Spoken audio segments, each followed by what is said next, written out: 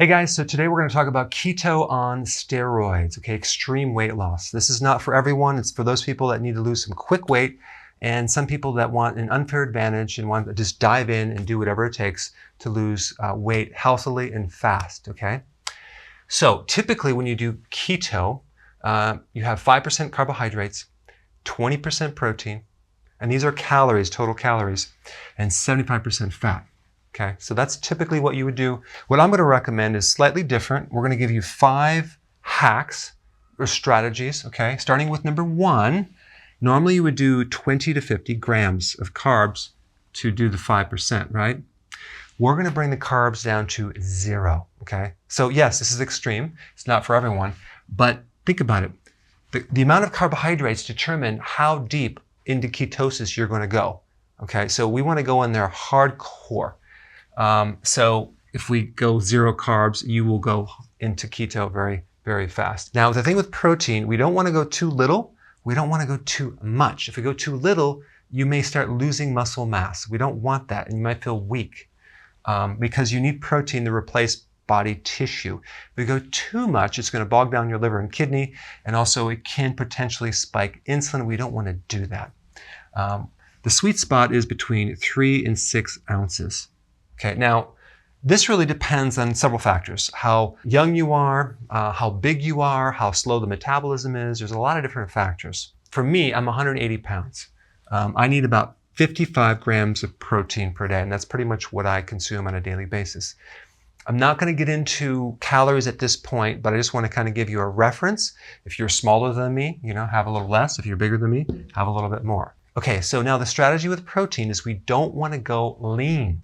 We don't want to go low-fat protein. We want to get our fat and protein as one. So you want to start consuming food that combines your fat and protein naturally. But we definitely do not want to go lean because the leaner the protein, the higher the insulin spike. There's a lot of information related to something called an insulin index. Okay, I'm going to put a link down below on a video if you want more information on the insulin index that goes beyond just the glycemic index. Very interesting. Some protein types that we don't want is chicken, dairy. Dairy tends to be a problem with a lot of people, allergies, and trying to find the quality is an issue. So I'm just going to recommend avoiding dairy at this point. Turkey, that's very lean as well. We don't want to do turkey. We don't want to do turkey bacon. Lean steak. You can get a fatty steak, but don't do a lean steak.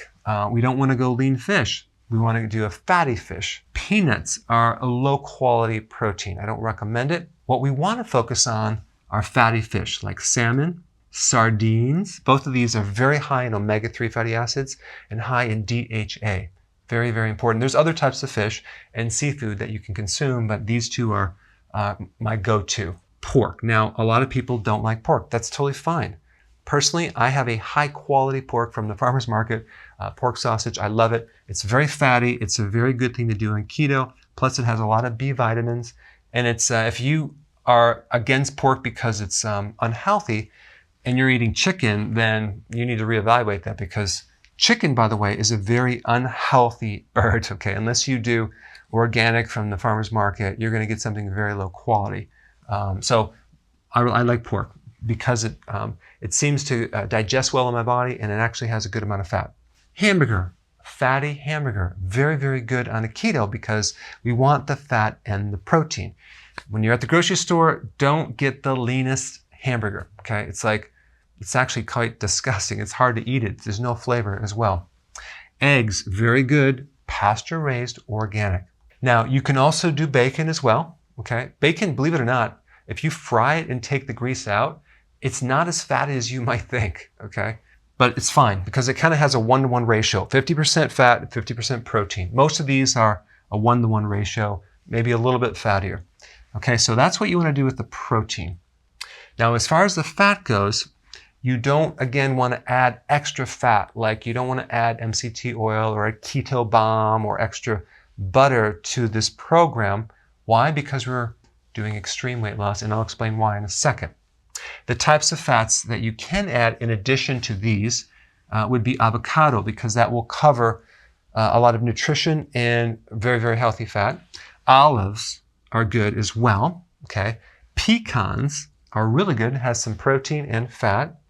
Almonds, not as good as pecans, but still really good. Okay, it's like a 1.5 ratio of fat to protein. I think pecans are like 2 to 1 or even 3 to 1 if I'm not mistaken. So the key is to make sure that the fat naturally comes with the protein, okay, together, so it's not separate. So now there's a sweet spot for the amount of fat that you consume per day.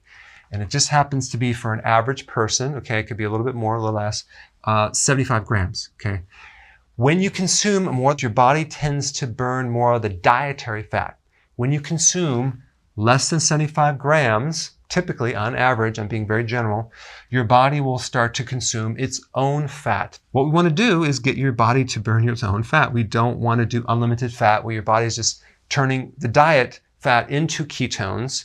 And you definitely don't want to do the exogenous ketones where you're taking this supplement, because we don't want to have you run on that. We want you to run on your own fat. This will be a new concept for some people. Okay, so what would that look like? Okay, well, 67 grams of fat. Here's an example. 4 strips of bacon, that's 13 grams. 2 eggs, 10 grams of fat. 4 ounces of steak, 24 grams, okay, of fat. 1 ounce of pecans, 20 grams of fat. So 67 grams of fat would be a perfect amount of fat to help you get into fat burning. Now, we don't want to start going extreme low fat. We don't want to go low fat. So we don't want to go below like 50 grams of fat, okay? 50 to 75, I think, is a really good number because we need these fats for a lot of different reasons. It's going to help you get into ketosis. It's going to support the brain. It's going to give you fat-soluble vitamins, omega-3, essential fatty acids, and a lot of other things. That's what we do with the fat. That's what we do with the protein. Leafy greens, okay? Why? Because 2 things. Number 1, we need our potassium, magnesium, nutrients, vitamins, that type of thing, which is very, very important. And we need about 7 cups of vegetables, minimally, okay? Don't have less than 7 cups. The other thing that we need in addition to vitamins and minerals is the fiber from the vegetables. And again, I'm not counting this as carbs because it's so much fiber. We're not doing a high glycemic carbohydrate. We're doing a extremely nutrient-dense fiber, which is not very sweet, okay? So leafy greens are not very sweet. The fiber is going to specifically feed the microbes in our digestive system, which then will turn into a very healthy fat called butyric acid. It's a fatty acid. And that acid will basically help insulin resistance and even lower insulin. It's really good for blood sugars. So this is going to actually help us lose weight. The potassium in the leafy greens will also help you lose weight because it lowers insulin resistance. The goal is to keep insulin as low as possible.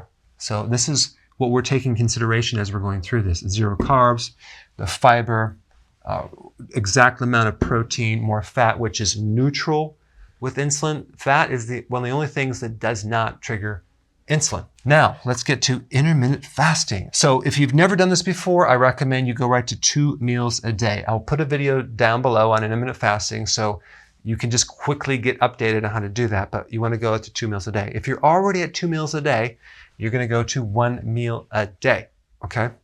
So the key is do not eat unless you are hungry, okay? That's really, I find a lot of people are eating when they're not hungry. The way that you know that it's working is that your hunger goes away. That means your body is eating your own fat. So let your body tell you when to eat, okay?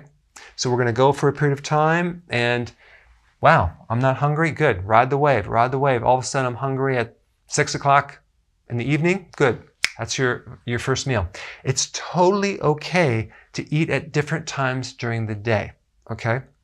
Now, what's going to happen if you're new to this and you're not gradually going into this, and I suggest maybe you want to go into it gradually, but if you don't, and you just go to 1 meal a day and do what I'm saying, it'll probably take 3 days to get you fully into adaptation, and you might go through some fatigue and things like that. But it's a fast way to jump in and get the results. And if you're okay with that, go for it. There's some key things you want to know. Sea salt. It's very important to consume sea salt on your meals per day. You need about a teaspoon of sea salt every single day.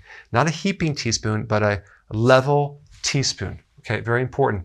It wouldn't hurt to consume some electrolytes as well. Get one with high amounts of potassium, okay?